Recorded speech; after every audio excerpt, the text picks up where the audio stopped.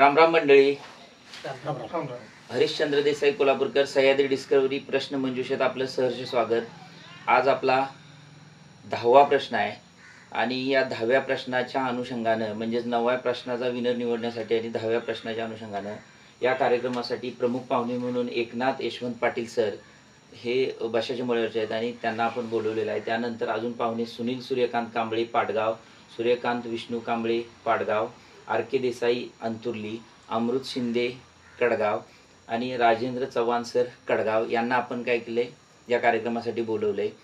तर प्रश्न जो आपला असणार आहे या संदर्भात आपण थोडंसं हे करणार आहे. पण या नेमकं कार्यक्रमाबद्दल आपले जे कार्यक्रमाचे जे अध्यक्ष म्हणून आपण त्यांना बोलवले एकनाथ पाटील सर, त्यांचं एक 2 मिनिटाचं मनोगत आपण ऐकूया. नमस्कार. आमचे मित्र आणि पाहुणे हरिश्चंद्र देसाई हे या भुदरगड तालुक्यातील एक सुप्रसिद्ध असे 2 व्हीलर मेकॅनिकल आहेत आणि निसर्गरम्य अशा मानी या छोट्याशा गावामध्ये ते राहतात आणि हे आपला व्यवसाय सांभाळून त्या गावच्या पोलीस पाटील पदाची सुद्धा जबाबदारी त्यांच्याकडे आहे.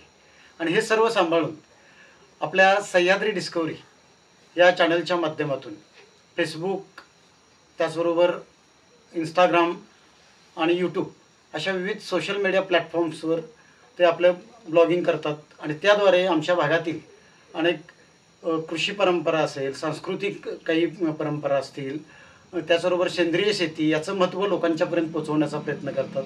या भागात असणारे विविध वनौषधी देखील लोकांपर्यंत त्यांनी पोहोचवलेले आहेत. या चॅनलचे तुम्ही सगळ्यांनी सबस्क्राईब करावं, लाईक करावं आणि हे चॅनल सबस्क्राईब करावं यासाठी पुन्हा एकदा सर्वांना माझी विनंती राहील आणि त्यांच्या या प्रश्नमंजुषा उपक्रमासाठी देखील मनापासून शुभेच्छा. धन्यवाद. धन्यवाद. तर आज आपला जो 10वा प्रश्न आहे तो प्रश्न असा आहे की गरिबांचं पोषण अन्न म्हणून सह्याद्रीत हे ओळखलं जायचं.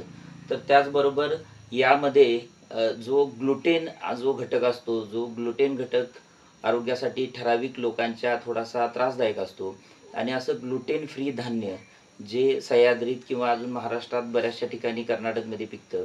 तर आपल्याला सह्याद्रीत पिकणारं जे धान्य या विषयावर आपण चर्चा करतो. तर कॅल्शियमचं प्रमाण पण त्याच्यात खूप भरपूर प्रमाणात कॅल्शियम पण आहे आणि त्याचं मधुमेह म्हणजे जे डायबिटीजचे जे पेशंट आहेत यांच्यासाठी पण प्रामुख्याने डायबिटीज कंट्रोल करण्यासाठी या धान्याचा वापर केला जातो. त्यानंतर हे गवत वर्गीय जे धान्य आहे ते गवत वर्गामध्ये मोडतं. त्यानंतर आणि त्याला आपण मेलेट पण म्हटलं जातं, इंग्लिशमध्ये मेलेट म्हणून त्याचा ओळख आहे. आणि असं जे धान्य आहे जे सह्याद्रीमध्ये पहिलं प्रमुख धान्य होतं. ज्यावेळी ह्या खतांचा वापर नव्हता, ट्रेडिशनल शेती केली जायची, पारंपरिक शेती किंवा खतं ज्यावेळी नव्हती. 1962ला जी हरित क्रांती झाली, हरित क्रांतीनंतर आपल्याला खतं मिळाली. तर त्याच्या अगोदर पण हे प्रमुख धान्य आपल्या पूर्वजांनी याच्यावर सर्वाईव्ह केलेलं आहे.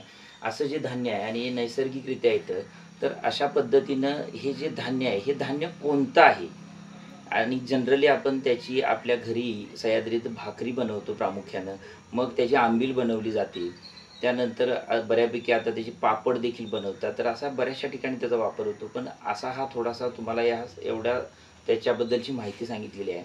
थोडंसं अवघड प्रश्न आहे पण अगदी प्रत्येकाच्या घरात हे वापरलं जातं. तर नेमकं ते काय असेल याचं उत्तर तुम्ही कमेंट बॉक्समध्ये कमेंट करा आणि सह्याद्री आपल्यापर्यंत पोहोचावी किंवा इतरांच्यापर्यंत पण ती नेमकी पोहोचावी याच्यासाठी हा व्हिडिओ जास्तीत जास्त लोकांच्यापर्यंत शेअर करा. चॅनलला जर सबस्क्राईब केलं नसेल तर सबस्क्राईब देखील करा.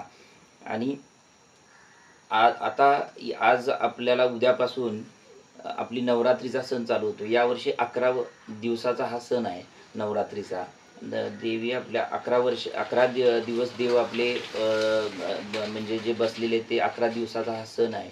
आणि 11 दिवस असल्यामुळं पुढच्या रविवारी आपल्याला हा जो प्रश्न मंजुषेचा कार्यक्रम घेता येणार नाही आहे. त्याच्या पुढच्या रविवारी आपण पुढच्या रविवारी तो घेणार आहे.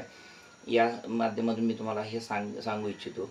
आणि अशाच पद्धतीनं या सर्व जे पाहुणे इथं आलेत या सर्व पाहुण्यांचं मी सह्याद्री डिस्कवरीकडून आभार मानतो आणि पुन्हा जर यांना कधी बोलवलं तर त्यांनी ते यावं याच्यासाठी मी परत अजून एक त्यांना म्हणजे आभार मानून अगदी सह्याद्री डिस्कवरीकडून त्यांचे विशेष आभार मानतो आणि इथंच थांबतो. जय हिंद, जय महाराष्ट्र. धन्यवाद.